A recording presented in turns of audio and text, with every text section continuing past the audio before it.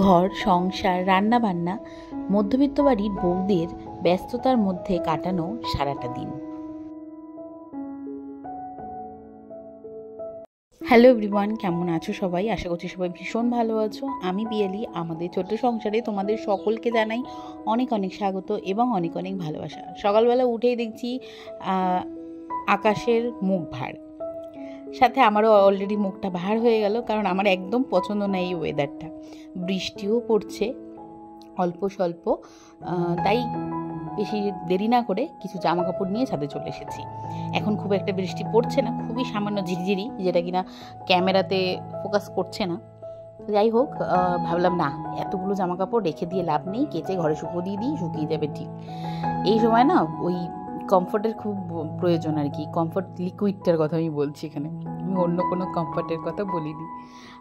তো ওই কমফর্ট লিকুইডটা যদি ব্যবহার করা হয় না, তাহলে বর্ষার দিনে কিন্তু ভীষণ কোনো সমস্যা হয় না। জামা কাপড়ের একটা কেমন বিচ্ছিরি গন্ধ হয় না, সেটা আর হয় না। তো যাই হোক, এখন আপাতত আনা হয়নি দোকান থেকে, তো ভাবছি এবারে আনতে হবে, কারণ এরকম একটা বিচ্ছিরি ওয়েদারে ওটা ভীষণ প্রয়োজন। আর এখন এদিকে আমার ভিজিয়ে নিলাম, আর এদিকে দেখো কিছু জামা কাপড় গতকালকেরও রয়েছে, সেইগুলো এখন নিয়ে যাব নিচে।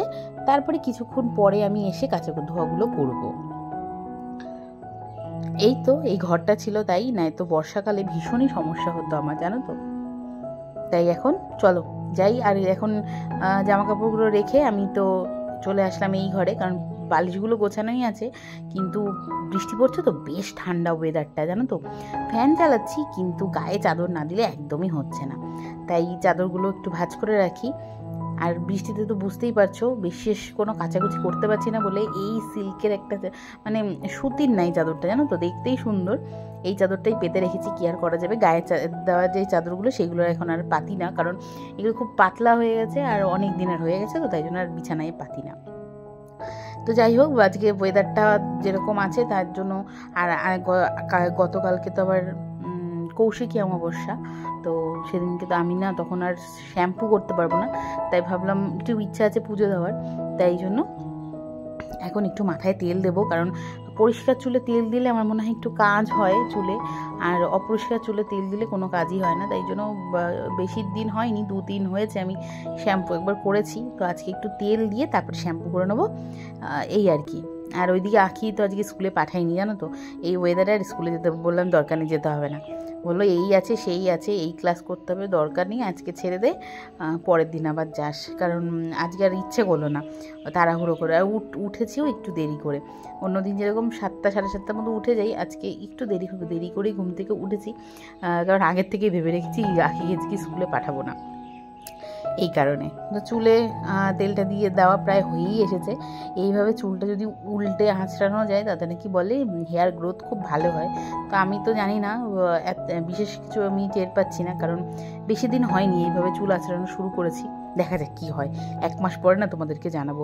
আমার সামনে সিঁথির কাজটা এত পরিমাণে ফাঁকা হয়ে যাচ্ছে চুল, যে কি বলবো। মাঝে বেশ সুন্দর ঠিক হয়ে গিয়েছিল, একটা তেল ইউজ করেছিলাম, যেটা কিনা নিজের মাথার থেকে আর কি বের করেছিলাম কিছু জিনিস দিয়ে ফুটিয়ে। আবার শুনছি তেল নাকি ফোটালে তেলের গুণ নষ্ট হয়ে যায়, কিন্তু আমার তো হয়নি কোনো সমস্যা। তবুও ওই যে এখন তো আমরা সোশ্যাল মিডিয়ার কথায় বেশি চলি, তাই না, ওই জন্য আমি তেলটা না ফুটিয়ে এখন এই প্লেন তেলটাই দিচ্ছি। তো ভাবছি না, এই চুলটার যে অবস্থা হচ্ছে, বেশ সুন্দর একটা রিগ্রোথ এসেছিলো, বেশ ছোটো ছোটো চুল হচ্ছিল মাথায়, কিন্তু এখন সেটা বন্ধ হয়ে গেছে। আর এই চুলটা দেখলে না এখন আর কাটতে ইচ্ছা করছে না, জানো তো। আবার যখন তেল দিয়ে চুপচুপে হয়ে যাবে তখন মনে হবে বাবা এই চুলটা যে কবে কাটবো আমি, এত বিচ্ছিরি দেখতে লাগছে। তাই এখন তেল দিয়ে নিলাম। চলো এখন আর বাদ বাকি রান্নাবান্না যা আছে সেগুলো একটুখানি কিছুটা সারবো। আর আজকে তোমাদের দাদাভাই ওই আর কি তাল নিয়ে এনেছে, 2 দিন হয়ে গেছে, জানো তো। তো আজকে যেহেতু দুপুর 12টার পর থেকেই অমাবস্যা লেগে যাচ্ছে, তাই সন্ধেবেলাতেই তোমাদের দাদাভাই এই তালের বড়া করে ঠাকুরের কাছে ভোগ দেবে। তাই তালটা এখন ওই ঘষবে, ওই সব কিছু করছে, জানো তো। আমি এবছর অতটা কিছু মানে হাত লাগাচ্ছি না। ও বলছে আমার যখন সময় আছে চলো আমি তালটা চেলে দিই। তো মানে চালা বলতে কি বলবো, ওটাকে ঘষে আর কি ওর রসটা বের করে নেওয়া। এখানে ঠাকুরের বাসনগুলো সব কিছু ধুয়ে রেখেছে, এখন এইগুলো গুছিয়ে গেছে, এখানে নিয়েই বসবে, এখানে বসেই ঠাকুরের কাজটা সারবে, কারণ এখানে তো কোনো রকম মানে কি বলবো পেঁয়াজ রসুন বা মাছ মাংস কিছু এই জায়গাটাতে আসে না, তো এখানে করবে। তারপরে তো অগত্যা আমার ওই ওভেনেই কিন্তু বড়াগুলো ভাজতে হবে। তো চলো তোমরা ভিডিওটা দেখতে থাকো।